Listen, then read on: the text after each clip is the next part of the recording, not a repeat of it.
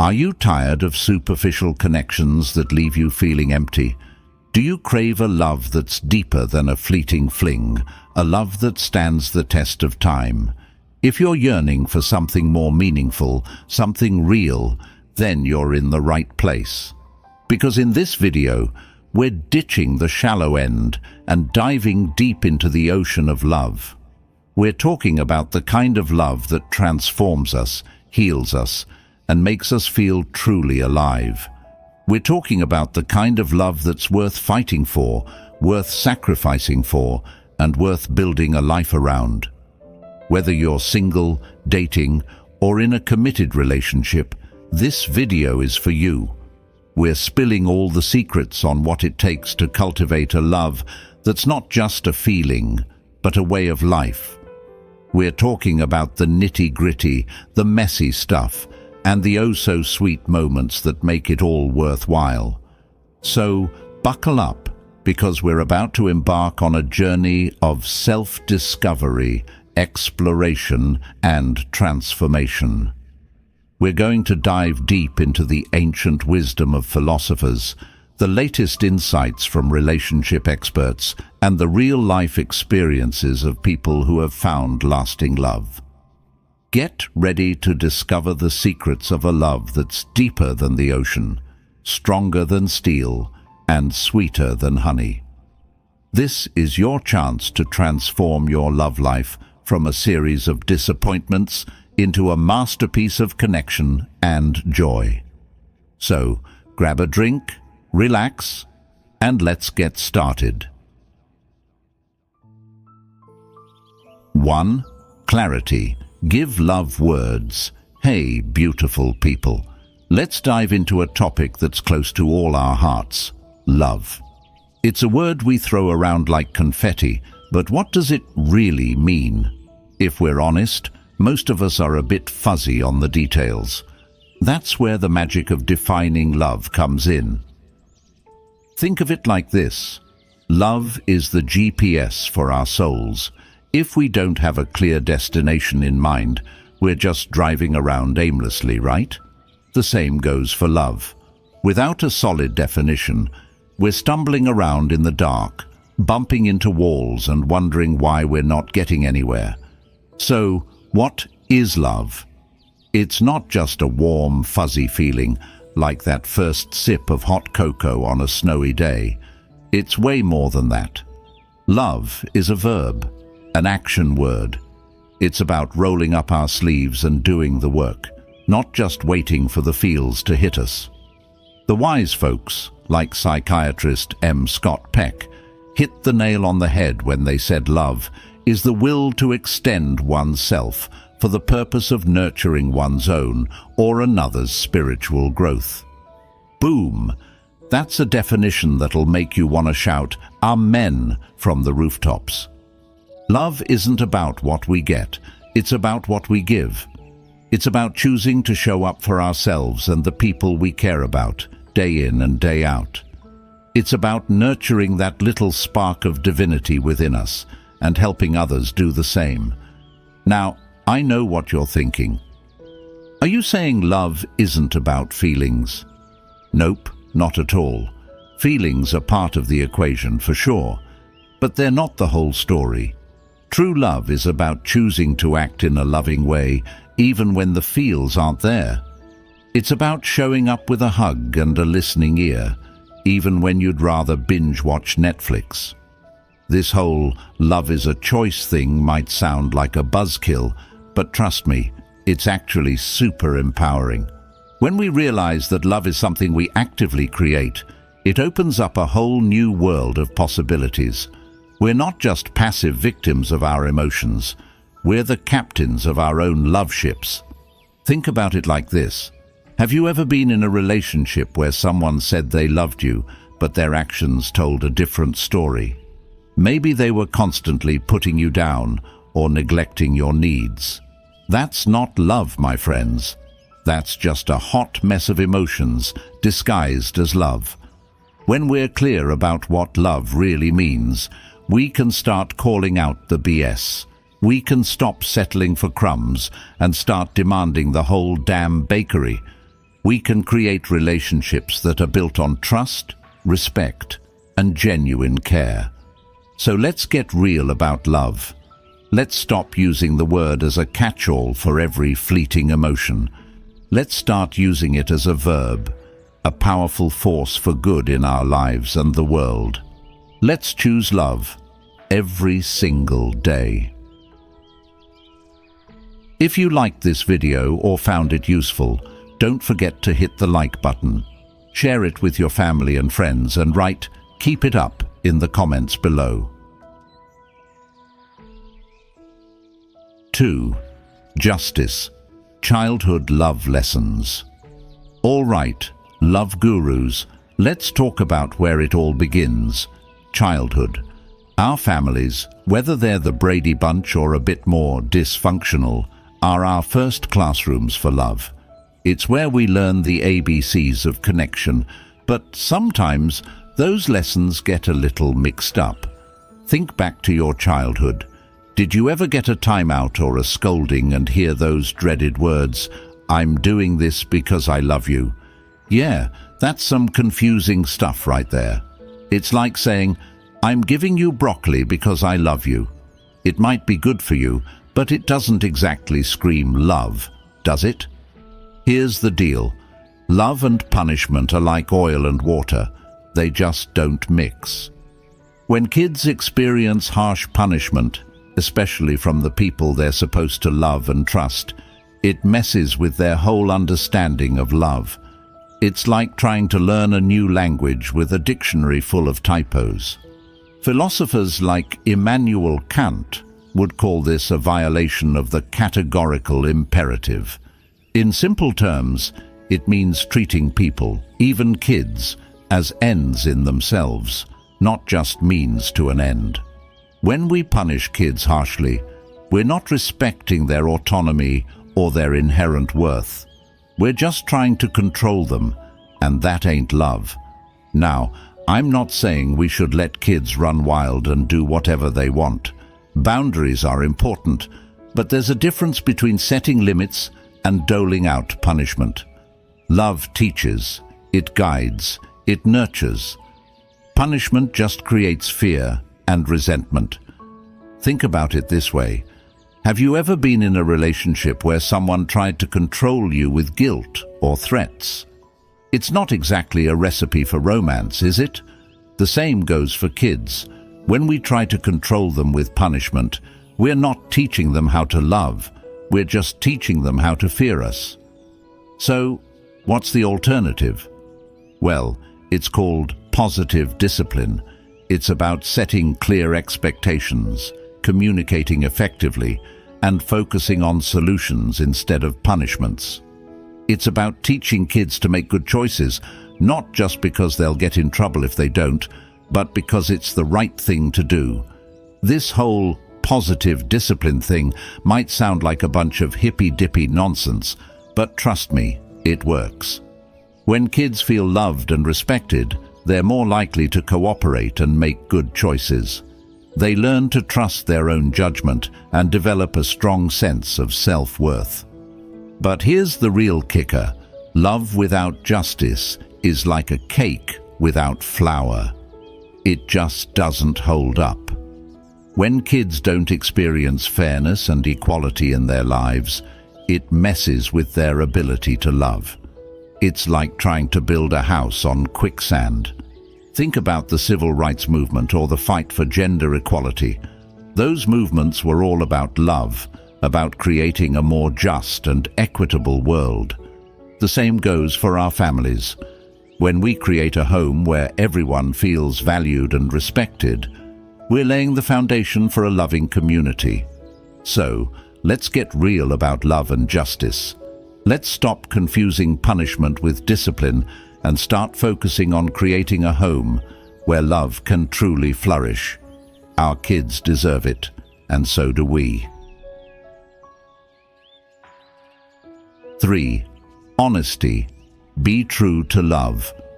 Hey, truth seekers, let's get real about something that's essential for love to thrive. Honesty. It's like the foundation of a house. Without it, everything else crumbles. Think about it. How many times have you been in a situation where someone said they loved you, but their actions screamed a different tune?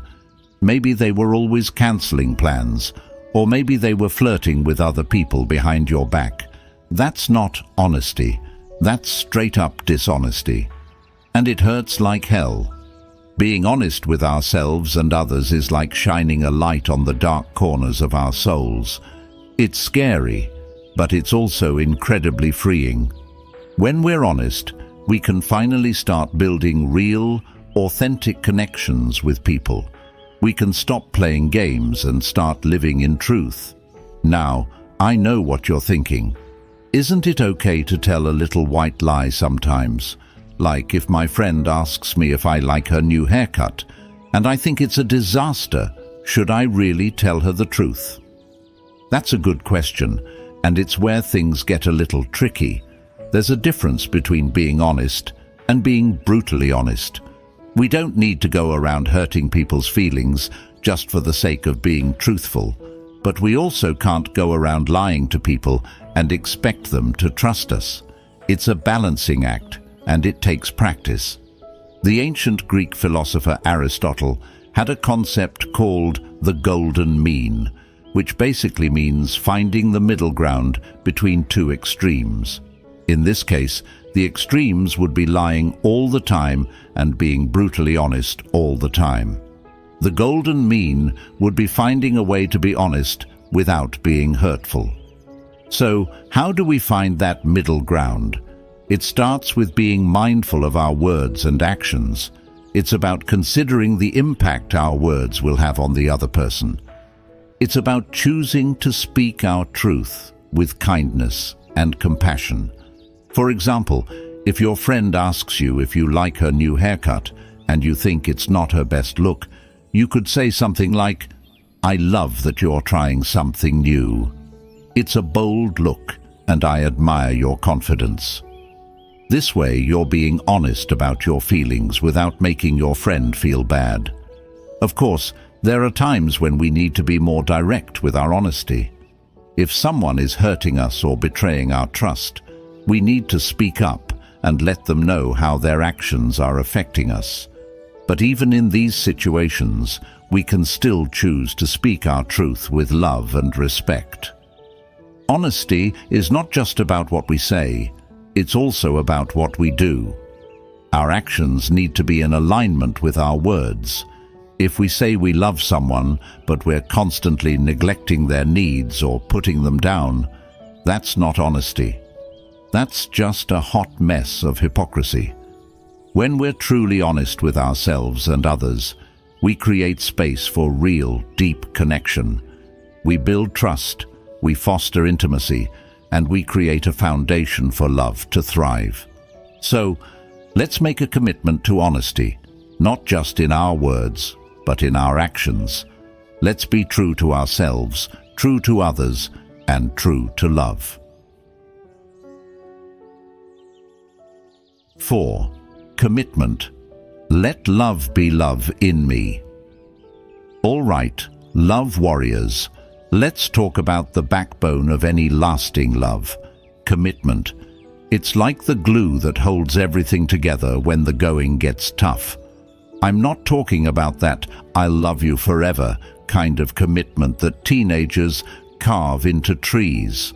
I'm talking about the real deal, the kind of commitment that shows up day in and day out through thick and thin. Think of it like this: love is a marathon, not a sprint. It's not about that initial spark of passion, it's about the long haul. It's about choosing to show up for your partner even when you'd rather be anywhere else. It's about sticking it out through the good times and the bad, the ups and the downs. Now, I know what you're thinking. What if I'm not feeling the love anymore? What if the spark has fizzled out? That's a valid question, and it's something we all face at some point in our relationships. But here's the thing: commitment isn't about feelings. It's about action. It's about choosing to love even when the feels aren't there. It's about showing up with a hug and a listening ear, even when you'd rather crawl under the covers and hide. This whole "love is a choice" thing might sound like a broken record, but it's a lesson we need to hear over and over again. We live in a culture that's obsessed with instant gratification. We want everything now, and if it doesn't feel good, we're out. But love doesn't work that way. It takes time, effort, and a whole lot of patience. The ancient Greek philosopher Plato had a concept called eros, which is often translated as passionate love. But eros isn't just about that initial spark of attraction. It's also about the desire for something deeper, something more meaningful. It's about the longing for union with another soul. When we commit to love, we're not just committing to a person, we're committing to a journey. We're saying, I'm in this for the long haul, and I'm willing to do the work to make this relationship thrive. Now, this doesn't mean we have to stay in a relationship that's toxic or abusive. If someone is hurting us or disrespecting us, we need to get the hell out of there. But it does mean that we need to be willing to work through the challenges that inevitably arise in any relationship. Think about it like this. Have you ever seen a couple who's been together for decades and still seems madly in love? They didn't get there by accident. They got there by choosing to love each other, day after day, year after year.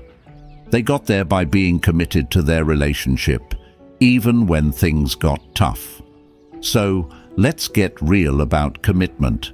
Let's stop looking for the easy way out and start embracing the challenges of love. Let's choose to be in it for the long haul, and let's create relationships that are built to last.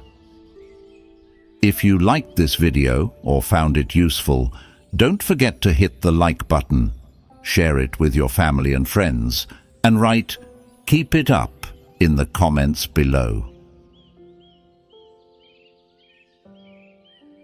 5. Spirituality, divine love.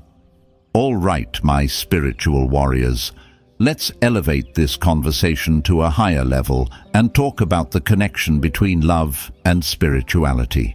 Now, I know spirituality can be a loaded word, conjuring up images of incense, crystals, and chanting. But let's strip away the fluff and get to the heart of the matter. Spirituality, at its core, is about connecting with something bigger than ourselves. It's about recognizing that we're part of a vast, interconnected web of life. It's about tapping into that universal energy that flows through all of us. And guess what? Love is a huge part of that energy. In fact, many spiritual traditions believe that love is the most powerful force in the universe. It's the energy that creates, sustains, and connects us all. Think of it like this. Love is the Wi-Fi of the soul. It's the invisible force that allows us to connect with each other on a deeper level. It's the energy that fuels our compassion, our empathy, and our kindness. Now, I'm not talking about that fluffy, sentimental kind of love that Hallmark cards are made of. I'm talking about a love that's fierce, transformative, and deeply rooted in the divine. The ancient Greeks had a word for this kind of love, agape. It's a love that's unconditional, selfless, and all-encompassing. It's the kind of love that we feel for humanity as a whole, for the planet, and for the divine. When we tap into this agape love, we open ourselves up to a whole new level of spiritual awareness. We start to see the world through a different lens, one that's filled with compassion and understanding. We realize that we're all connected, and that what we do to others, we ultimately do to ourselves. This might sound like some woo-woo stuff, but it's actually backed up by science. Studies have shown that people who have a strong sense of spirituality tend to be happier, healthier, and more resilient in the face of stress. They also tend to have stronger relationships and a greater sense of purpose in life.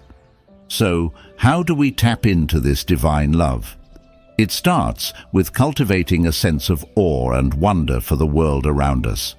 It's about taking time to appreciate the beauty of nature, the kindness of strangers, and the simple joys of life. It's also about connecting with our own inner wisdom. This could mean meditating, praying, or simply spending time in quiet reflection. Whatever works for you, find a way to connect with that still, small voice within. And finally, it's about putting love into action. This could mean volunteering your time to help others, donating to a cause you care about, or simply being kind and compassionate in your everyday interactions.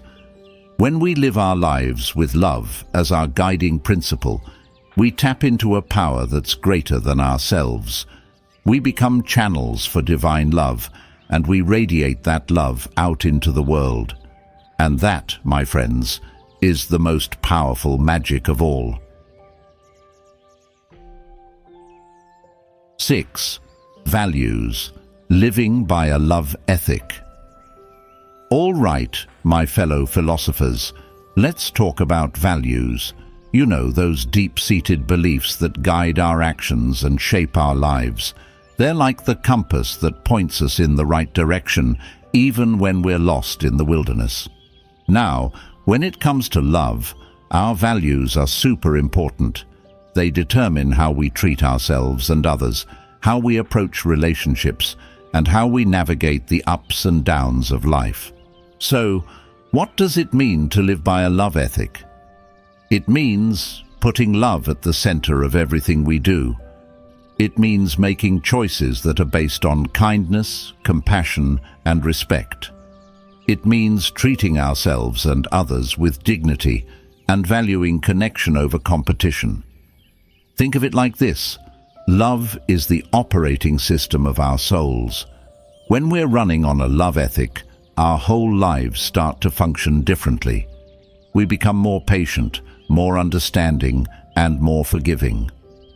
We start to see the world through a lens of love, and that changes everything.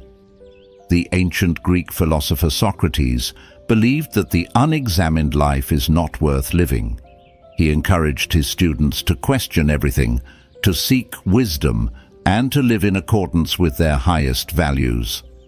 Living by a love ethic is a form of living consciously. It's about examining our beliefs and behaviors and making sure they're aligned with our deepest values. It's about choosing love, even when it's hard. Now, I know what you're thinking. Isn't it easier said than done? I mean, the world is a tough place, and sometimes it feels like love is just a pipe dream. You're right, it's not always easy. We live in a culture that often values greed, selfishness, and competition over love. But that doesn't mean we have to give in to those values. We can choose to create our own counterculture, one that's based on love, compassion, and connection. Think about it like this. Have you ever been in a situation where someone showed you unexpected kindness or generosity? Maybe a stranger held the door open for you, or a friend offered a listening ear when you needed it most. Those small acts of love can have a ripple effect, spreading out into the world and creating a more loving environment for everyone. When we live by a love ethic, we become part of that ripple effect.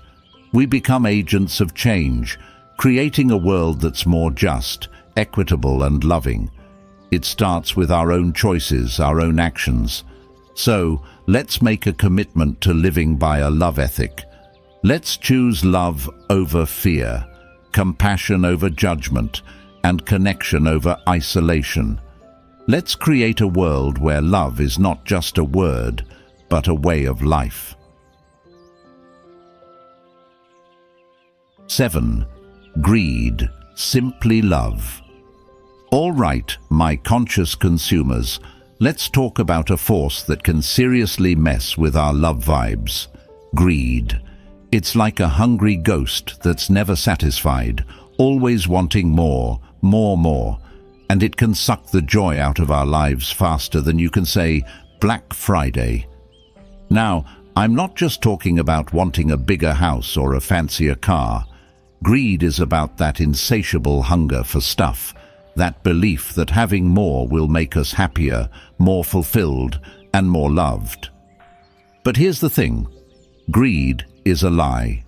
It's a mirage in the desert, promising us oasis, but delivering only sand. The more we chase after material possessions, the emptier we feel inside. It's like trying to fill a bottomless pit with dollar bills. The ancient Greek philosopher Epicurus knew this all too well. He believed that true happiness comes from simple pleasures, like good food, good company, and a peaceful mind. He warned against the dangers of excessive desire, saying, "Nothing is enough for the man to whom enough is too little." In today's world, we're bombarded with messages that tell us the opposite. We're told that we need the latest gadgets, the trendiest clothes, and the biggest houses to be happy. We're encouraged to keep up with the Joneses, even if it means going into debt or sacrificing our values. But here's the truth. The more we have, the more we want. It's a vicious cycle that can leave us feeling stressed, anxious, and disconnected from what truly matters. Think about it like this. Have you ever bought something you thought would make you happy, only to find that the happiness faded as soon as the novelty wore off? That's because material possessions can't fill the void within us. They can't give us the love, connection, and purpose that we crave. So, what's the antidote to greed? It's called simplicity. It's about decluttering our lives, both physically and mentally. It's about focusing on what truly matters, our relationships, our health, our passions, and our connection to the divine. Simplicity doesn't mean living in a shack and eating rice and beans every day. It means being intentional about how we spend our time, energy, and resources. It means choosing quality over quantity, experiences over things, and connection over consumption. When we simplify our lives, we create space for love to flourish. We have more time and energy to devote to the people and activities that bring us joy. We become less attached to material possessions and more focused on what truly matters. So, let's ditch the greed and embrace simplicity. Let's declutter our lives, our minds, and our hearts. Let's choose love over stuff, connection over consumption, and simplicity over excess. Let's create a world where love is the ultimate currency, not money. 8. Community, loving communion. Hey, community crusaders, let's talk about something that's essential for our well-being and our ability to love. Community. Now, I'm not just talking about the people who live in your neighborhood or the folks you follow on social media. I'm talking about that deep sense of belonging, that feeling of being connected to something bigger than yourself. Think of it like this. Community is the oxygen for our souls. We need it to breathe, to thrive, and to be fully alive. Without it, we can feel isolated, lonely, and disconnected from the world around us. The ancient Greek philosopher Aristotle called humans zoon politikon, which means political animal. He believed that we're naturally social creatures, wired for connection and community. And he was right. We need each other to survive and thrive. But in today's world, it's easy to feel disconnected. We're constantly bombarded with messages that tell us to focus on ourselves, to prioritize our individual needs and desires. We're encouraged to compete with each other rather than cooperate. This individualistic mindset can leave us feeling isolated and alone. It can make it hard to form meaningful connections with others, and it can make us forget that we're all part of something bigger than ourselves. Think about it like this. Have you ever felt a sense of belonging at a concert, a sporting event, or a protest? That feeling of being part of something larger than yourself, of sharing a common experience with others, that's the power of community. When we're part of a loving community, we feel supported, valued, and connected. We have people to lean on when times get tough, and we have people to celebrate with when things are going well. We feel a sense of purpose and belonging that can't be found anywhere else. But community isn't just about feeling good. It's also about taking action, about working together to create a better world. It's about standing up for what we believe in, even when it's unpopular. It's about using our collective power to make a difference. Think about the civil rights movement or the fight for LGBTQ+ rights. Those movements were fueled by the power of community. People came together across lines of race, class, and gender to fight for a more just and equitable world. When we're part of a loving community, we tap into that same power. We become part of something bigger than ourselves, and we can achieve things that we could never do alone. So let's make a commitment to building loving communities. Let's reach out to our neighbors, our friends, and our family members. Let's create spaces where we can connect with each other on a deeper level. Let's work together to create a world that's more just, equitable, and loving for everyone. If you liked this video or found it useful, don't forget to hit the like button. Share it with your family and friends, and write, "Keep it up," in the comments below. 9. Mutuality, the heart of love. Hey lovebirds, let's talk about the secret source of any healthy relationship, mutuality. It's like the yin and yang of love, that dynamic balance between giving and receiving, between independence and interdependence. Think of it like a tennis match. You and your partner are on opposite sides of the net, but you're both working together to create a fun, engaging game. You're taking turns, serving and returning, supporting each other's strengths, and challenging each other to grow. That's what mutuality is all about. It's not about one person dominating the other, or one person always giving and the other always taking.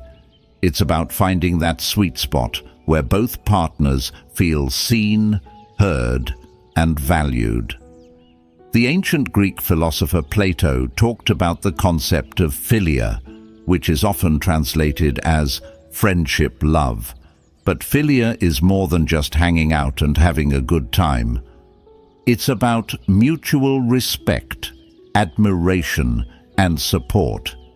It's about challenging each other to be better people and celebrating each other's successes. When we have mutuality in our relationships, we create a space where both partners can thrive. We feel safe enough to be vulnerable, to express our needs and desires, and to ask for help when we need it. We know that our partner has our back, and that we have theirs. But mutuality isn't always easy, especially in a culture that often promotes unhealthy power dynamics. We're bombarded with messages that tell us to be independent, to not need anyone else, to be strong and self-sufficient. While those qualities are definitely important, they can also lead us to isolate ourselves and avoid vulnerability. We can start to believe that asking for help is a sign of weakness, or that needing someone else is a burden. But here's the truth. We all need connection. We all need to feel loved and supported. And we all have something to offer in return. Mutuality is about recognizing that we're all in this together, that we're all part of a vast, interconnected web of life. Think about it like this. Have you ever been in a relationship where you felt like you were always giving and your partner was always taking? It's exhausting, isn't it? It's like trying to run a marathon with a backpack full of rocks. But when we have mutuality, we share the load. We take turns carrying the backpack, and we encourage each other along the way. We celebrate each other's victories and comfort each other through the tough times. So, how do we create more mutuality in our relationships? It starts with communication. We need to be honest with ourselves and our partners about our needs, desires, and expectations. We need to create a space where both partners feel safe enough to express themselves without fear of judgment or rejection. It also means being willing to compromise and negotiate. Mutuality doesn't mean always getting your way. It means finding solutions that work for both partners. It means being flexible and adaptable and being willing to put your partner's needs before your own sometimes. And finally, it means practicing gratitude and appreciation. When we focus on the positive aspects of our relationships, we create a more loving and supportive environment. We start to see our partners as gifts, not burdens. Mutuality is the heart of love. It's the secret sauce that makes relationships thrive. So, let's make a commitment to cultivating more mutuality in our lives. Let's create relationships that are based on equality, respect, and mutual support. Let's build a world where love is a two-way street, not a one-way ticket to heartbreak. 10. Romance, sweet love. Hey romantics, let's talk about the cherry on top of the love sundae, romance. It's the sparklers, the whipped cream, the chocolate drizzle that makes love so damn delicious. But just like any good dessert, romance needs substance to back it up. Think of it like this. Romance is the sizzle, but love is the steak. You wouldn't want a meal that's all sizzle and no steak, right? It might look good on Instagram, but it wouldn't leave you feeling satisfied. The same goes for relationships. Romance is important, but it's not enough to sustain a long-term connection. We need the meat and potatoes of love: trust, respect, communication, and commitment. Now, I'm not saying we should ditch the romance altogether. A little bit of sizzle can go a long way in keeping the spark alive, but we need to be careful not to confuse romance with love. The ancient Greek philosopher Plato talked about the concept of eros, which is often translated as passionate love. But eros isn't just about butterflies and stolen kisses. It's also about the desire for something deeper, something more meaningful. It's about the longing for union with another soul. When we're in the throes of eros, we can easily get swept away by the intensity of our feelings. We might idealize our partner, overlook their flaws, and believe that this passion will last forever. But eros is like a firework. It's beautiful and exhilarating, but it eventually burns out. If we want our love to last, we need to build a foundation that's stronger than just passion. Think about it like this. Have you ever been in a relationship where the initial spark faded and you realized that you didn't really know your partner that well? Maybe you had different values, different goals, or different ways of communicating. That's when the romance starts to feel like a cheap imitation of love. When we focus on building a real, authentic connection with our partner, romance naturally follows. It's like the cherry on top of the sundae, a sweet bonus that comes from a love that's built to last. So, how do we cultivate romance in our relationships? It starts with being present and attentive to our partner. It's about noticing the little things that make them special and expressing our appreciation for them. It's also about creating shared experiences that bring you closer together. This could mean trying a new activity together, taking a weekend getaway, or simply spending quality time talking and laughing. And it's about keeping the element of surprise alive. This could mean leaving a love note for your partner, planning a spontaneous date, or simply doing something unexpected to show them you care. Romance is the sweet love that adds spice and excitement to our relationships, but it's not a substitute for the real deal. If we want our love to last, we need to build a foundation that's based on trust, respect, communication, and commitment. When we do that, romance becomes the icing on the cake, a sweet reminder of the love that we've created together. 11. Loss, loving into life and death. All right, love warriors, let's talk about something that's as inevitable as taxes and just as unwelcome: loss. It's the dark side of love, the shadow that follows us wherever we go. But just like the yin and yang, love and loss are two sides of the same coin.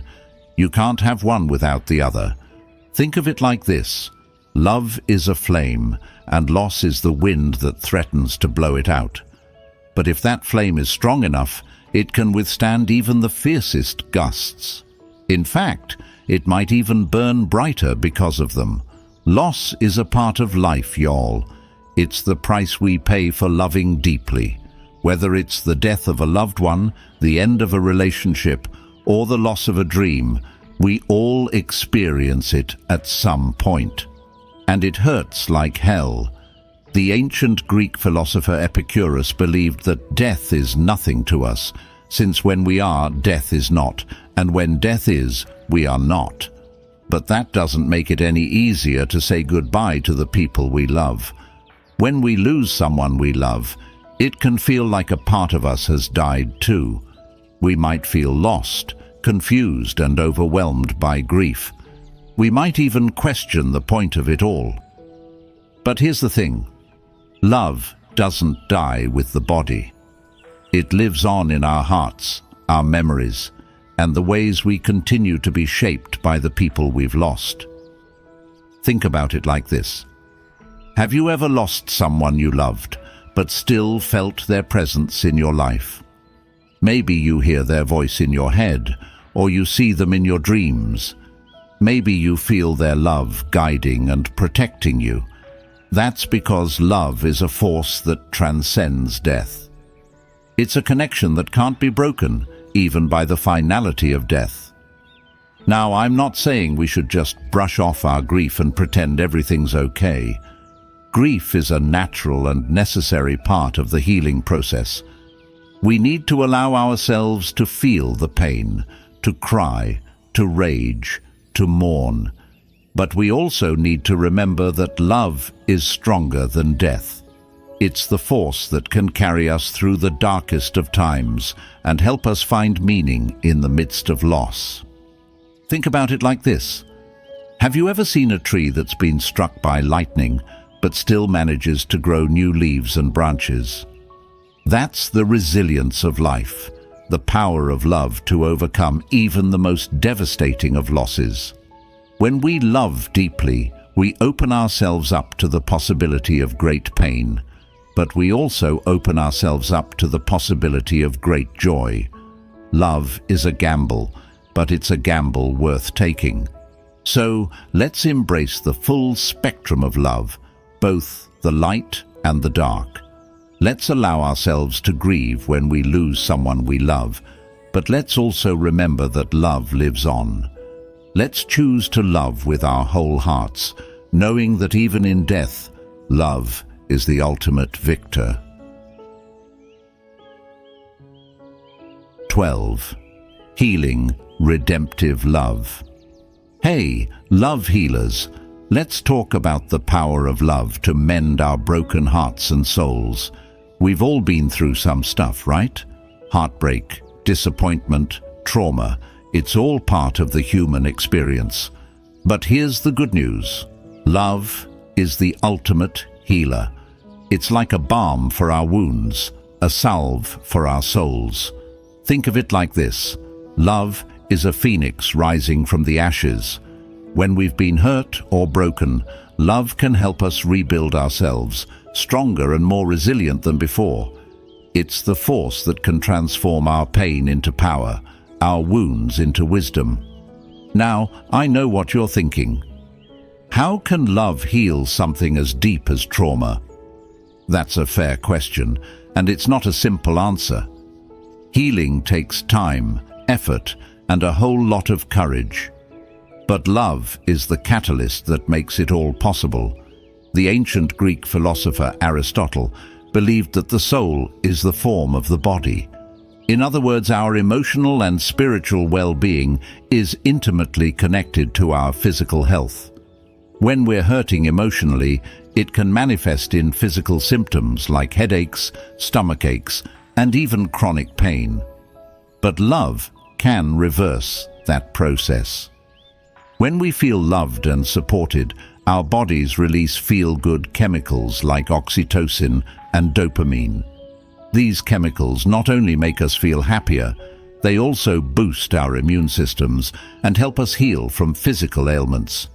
Think about it like this. Have you ever received a hug from someone you love and felt an instant sense of relief? That's the power of love in action. It's a tangible force that can soothe our pain, calm our anxieties, and restore our sense of well-being. But love isn't just about hugs and kisses. It's also about compassion, understanding, and forgiveness. When we're able to forgive ourselves and others for past hurts, we release ourselves from the chains of resentment and anger. We open ourselves up to the possibility of healing and growth. This doesn't mean we have to forget or excuse the pain that's been inflicted upon us, but it does mean that we choose to let go of the anger and resentment that keep us stuck in the past. We choose to move forward with love as our guiding light. Think about it like this. Have you ever held on to a grudge for so long that it started to poison your own well-being? It's like drinking poison and expecting the other person to die. Forgiveness is the antidote to that poison. It's the key that unlocks the door to healing.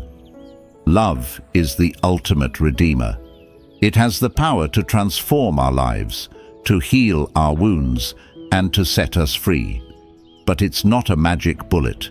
It takes work, dedication, and a willingness to face our pain head-on. So, let's embrace the healing power of love. Let's forgive ourselves and others for past hurts.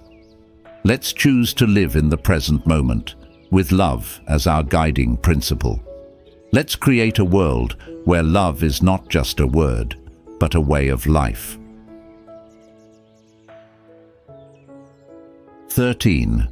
Destiny, when angels speak of love. Hey there, spiritual seekers. Let's wrap up this journey with a topic that's both mystical and practical: destiny. Now, I know destiny can sound like something out of a Disney movie, but let's get real about what it means in the context of love. Think of it like this. Destiny is the GPS of our souls, guiding us towards our highest good. It's not about fate or predestination. It's about aligning ourselves with the flow of love that's always present in the universe. When we're open to love, we open ourselves up to the possibility of destiny. We start to see the signs and synchronicities that are guiding us towards our true path. We meet the right people at the right time, and we find ourselves in the right places for the right reasons. The ancient Greeks had a word for this kind of divine guidance: logos. It's the underlying reason and order of the universe, the intelligence that governs all things. When we're in tune with the logos, we're in tune with our destiny. Now, I'm not talking about some woo-woo concept of fate that's predetermined and unchangeable. I'm talking about a dynamic, evolving process that we co-create with the universe. We have free will, but we also have a soul purpose, a unique contribution to make to the world. Think about it like this. Have you ever had a gut feeling about something, a sense that you were meant to do something or be somewhere? That's your intuition, your inner compass guiding you towards your destiny. When we follow our intuition, we open ourselves up to the possibility of miracles. We meet the right people, we find the right opportunities, and we create a life that's aligned with our soul's purpose. But destiny isn't always easy. Sometimes it leads us down unexpected paths, challenges us to grow, and forces us to confront our deepest fears. But that's all part of the journey. Think about it like this. Have you ever had a dream that seemed impossible, but you pursued it anyway? Maybe you wanted to start a business, write a book, or travel the world. When you followed your heart, you probably faced obstacles and setbacks, but you also experienced a sense of purpose and fulfillment that you wouldn't have found otherwise. That's the power of destiny. It's not about following a predetermined path. It's about creating your own path with the guidance of your intuition and the support of the universe. So, how do we embrace our destiny? It starts with listening to our hearts, trusting our intuition, and being open to the signs and synchronicities that are all around us. It's about taking risks, following our passions, and saying yes to the opportunities that come our way. It's also about cultivating a sense of gratitude and appreciation for the journey, even when it's challenging. When we focus on the good, we attract more good into our lives.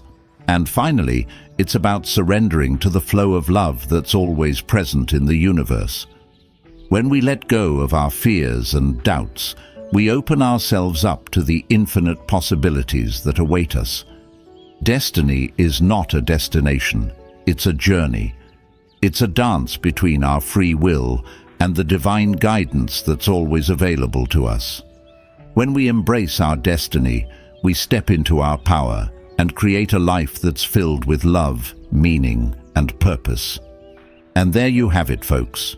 We've journeyed through the ins and outs of love, from the importance of clarity and honesty to the power of commitment and spirituality. We've explored the dark side of love, like loss and greed, and the transformative power of healing and redemption. But remember, this is just the beginning. Love is a lifelong journey, a constant dance between giving and receiving, between self-discovery and connection with others. It's a messy, beautiful, and ultimately rewarding journey. So I encourage you to take these lessons to heart, put them into practice in your own life, and see how they transform your relationships and your overall well-being. Remember, love is not just a feeling, it's a choice. It's a choice we make every single day, in every interaction we have. Choose love, choose connection, choose growth. Choose to be the best version of yourself, not just for yourself, but for the world. Because when we love ourselves and others, we create a ripple effect that can change the world for the better. Thank you for joining me on this journey of love. May your hearts be filled with love, joy, and peace. Until next time, keep loving, keep learning, and keep growing.